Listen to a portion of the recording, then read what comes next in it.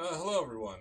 Today is August 13th, 2025, and I am going to film a video that I've been meaning to film for a while. It's the casual guide to playing Throne and Liberty the smart way.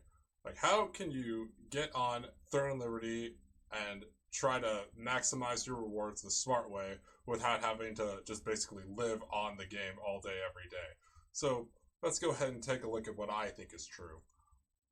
So first of all, you're going to want to go to your daily vendors. First, you have the Sundries Merchant. They're literally all over the map.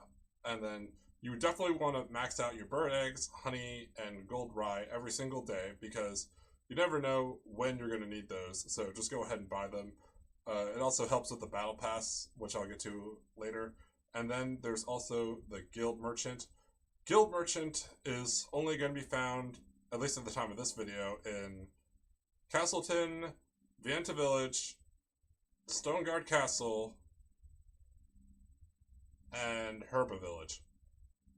So if it says daily, I recommend buying it because you never know when you're going to need those mana regen potions, rare recovery crystal, material selection, precious polished crystal, rare polished crystal, or precious base material selection chest. So I'd say just take advantage of those. This is not going to be available if you're not in a guild, so I'd recommend joining a guild that is a sufficient level and just trying to buy those every single day. So then we're going to talk about HUD sources to see how you can get readily available access to what you need to do every single day, or in some cases every single week. As we're going to talk about, sometimes you don't need to do something every single day. You can just do it by the week. You can think in terms of what do I need to do every single week. So first of all, you have the Amatoy House, though this I would say to do every single day. Weekly missions and the Battle Pass. These two will be in your top right corner, and then for Battle Pass you just have to hit escape, or as you can see you can hit F8. Something I would say to do is the Amatoy House. I would recommend doing 8 hours. So when you think about it, you should definitely do this at least once a day, twice a day if you can. You're definitely not going to be able to do it 3 times a day. Technically, you can set it for 1 hour, 2 hours, or 4 hours, but I mean, do you really want to live on the game? Just set it for 8 hours, let the Amatoy run around, and just go live your life beyond Silicium in the physical world. And I would recommend trying to level up the Amatoy House. So if you're not max level, just do the highest level zone you can as time goes on. And then we're going to talk about the Battle Pass. Now, be aware that you don't need to do the Battle Pass every single day.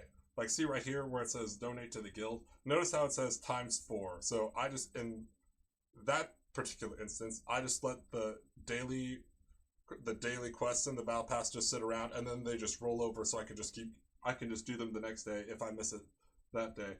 Though be aware that each Battle Pass will end on a certain date. So as you can see with this Radiant Star Battle Pass, it had actually ended on July 31st, though technically you only had until July 30th to actually finish it and get it done.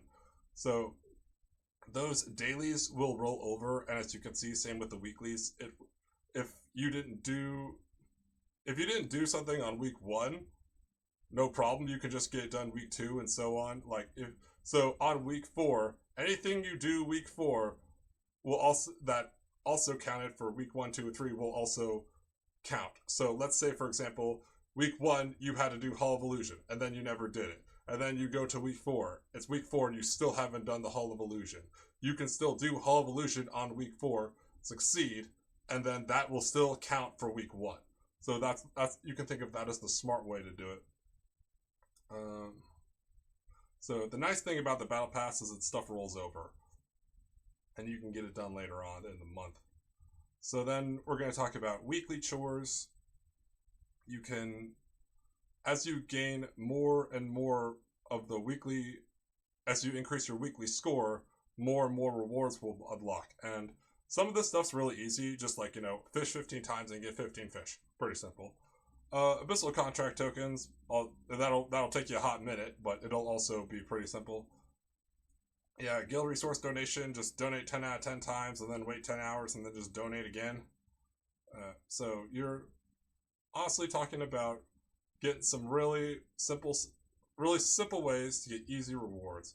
Sometimes in this, I've seen Lawless Wilds, and then what you can do is you can go to Nebula Island, and then you can camp for 2 hours.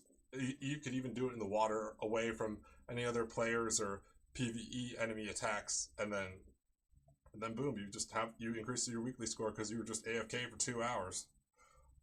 So that's a very simple way to explain how to play Throne and Liberty casually, the smart way, without being too time consuming or too complicated. Thank you very much for watching the video. If you have any other comments or think I could have added something else, please let me know.